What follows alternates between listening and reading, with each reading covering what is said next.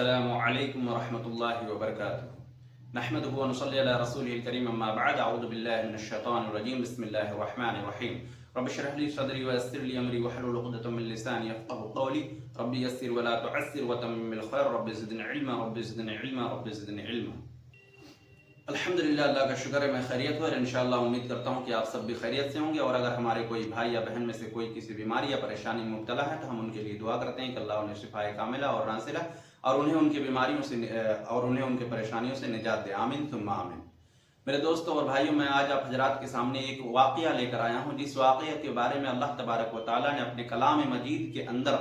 پارہ 3 سورہ بقرہ کے آیت نمبر 259 259 میں نقشہ کھینچا ہے۔ تو آئیے پہلے ہم اس آیت کو دیکھتے ہیں اور پھر اس کا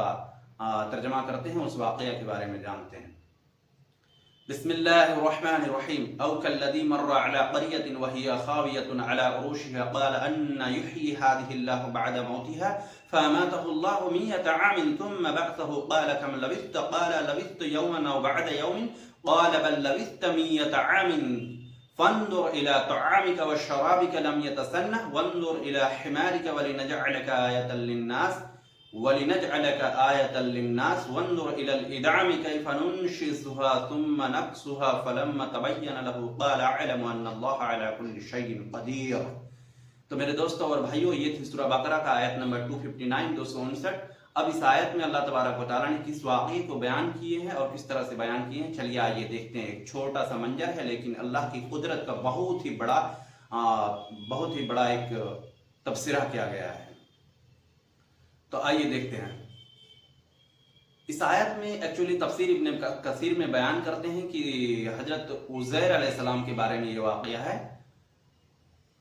خیر چلیے جو بھی ہے، لیکن کلام مجید میں یہ واقعہ ہے تو definitely we have to believe in this story. آیت میں ہے کہ ایک شخص، یعنی آپ کہہ سکتے ہیں عزیر علیہ السلام، ایک گاؤں ایک بستی سے گزر رہے تھے تو انہوں نے دیکھا کہ یہ بستی پورے کے پورے اجڑا پڑا ہوا ہے، یعنی کہ ساری چھتیں گری پڑی تھی اور بستی ختم تھی۔ ان کو ایسا لگا کہ یہ بستی اتنی اچھی خاصی بستی، ایک مضبوط سویلائزڈ بستی جو ٹوٹی پڑی ہے، اس طرح سے نست نابود ہو رکھی ہے، تو اللہ تبارک و تعالیٰ اسے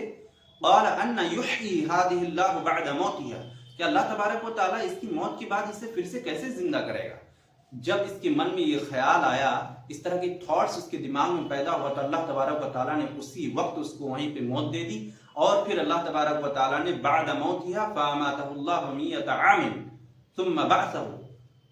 موت کے بعد اللہ تبارک و تعالیٰ نے اسے 100 سال تک وہیں پہ مردہ رکھا اور پھر اس کو زندہ کیا، اور اللہ تبارک و تعالیٰ نے فرشتے کو بھیجا، اور جب اللہ تبارک و تعالیٰ نے اسے زندہ کیا تو سب سے پہلے اس کی آنکھوں میں روح ڈالا تاکہ وہ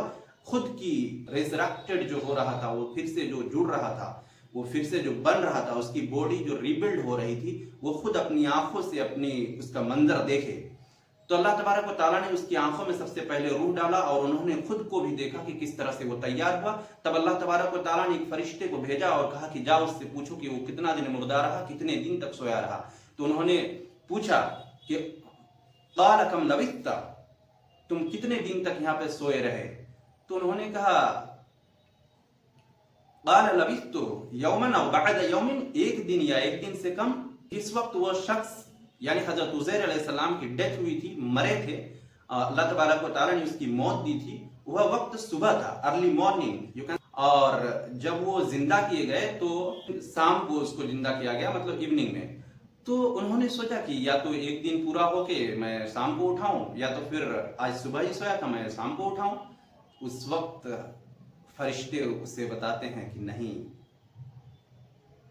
قال بل لبثت 100 عام، کہ نہیں تم 100 ایئرس یہاں پہ سوئے رہے، 100 سال تم مرے رہے، لیکن فانظر الى طعامك وشرابك لم يتسنه، لیکن تم دیکھو اپنے شراب کا جوس تھا، انگور تھا اور انجیر تھا، کہ دیکھو اپنا جو بھی تمہارے ساتھ تھا وہ نہ سڑا کھٹا ہوا، نہ روٹن انگور، نہ گریپس خراب ہوا، نہ انجیر کھٹا ہوا، اور نہ ہی جوس میں کچھ تبدیلیاں آئی۔ اور پھر فرمایا वंदुर इला हिमारिका, और अपने गधे को देखो किस तरह से मरा पड़ा हुआ है, यहाँ तक कि उसकी वाइटनेस, हड्डियां सिर्फ दिख रही थी। 100 ईयर्स क्रॉस हो गया तो समझ लीजिए हड्डी भी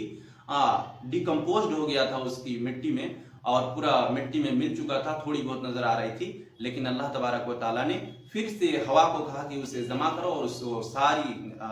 हवा के जरिए हड्डियां जमा हुई, जुड़ गई, और उन्होंने अपने आंखों से सारी मंजर को देखा कि किस तरह से उसकी हड्डियां जुड़ गई। और फिर कहा वलिनजअलका आयतन लिन्नास, उसी आयत में वलिनजअलका आयतन लिन्नास, हम तुम्हें बनाएंगे एक निशानी लोगों के लिए, तुम जीता जागता एक निशानी हो जिसे मैं तैयार कर रहा हूं लोगों के लिए। और फिर कैफ नुनशिजुहा, किस तरह से हम इसे जोड़ रहे हैं, देखो गधे को फिर अल्लाह तबारक व तआला ने जोड़ा, और उसके ऊपर मांस चढ़ाया, मांसपेशियों को जोड़ा, और फिर उसके ऊपर स्किन सब कुछ चढ़ा के उसे रेडी कर दिया, और एक फरिश्ता को भेजा फिर अल्लाह तबारक व तआला ने, रूह फूकने वाले को, वो फरिश्ता आए और उस गधे की नॉस्ट्रिल, नथुने पे सूर फूंका, नथुने पे रूह फूंका, और फिर वो गधा वहीं के वहीं चिल्लाने लगा। तब उस शख्स ने, उज़ैर अलैहिस्सलाम ने कहा, क़ाल अअलमु अन्नल्लाह अला कुल्लि शैइन क़दीर, तबय्यन लहू, जब वाज़ेह हो गई सारे मामला, उन्होंने अपनी आंखों के सामने देख लिया, तो उन्होंने कहा क़ाल अअलमु अन्नल्लाह अला कुल्लि शैइन क़दीर, मैं जानता हूं कि अल्लाह हर चीज पर कुदरत रखने वाले हैं।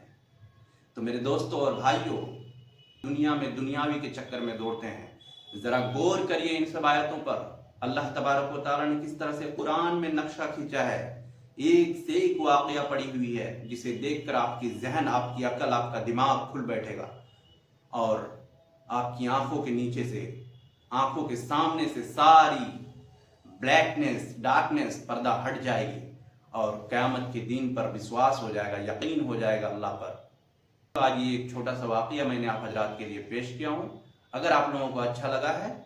तो शेयर करिएगा, लोगों तक भी पहुँचाइएगा, ताकि हमारे भाई बहन में सीखें और सुने, और उन्हें भी इबरत हासिल हो, और अल्लाह की कुदरत के ऊपर फख्र करने की मौका मिले। अस्सलामु अलैकुम व रहमतुल्लाहि व बरकातुहू।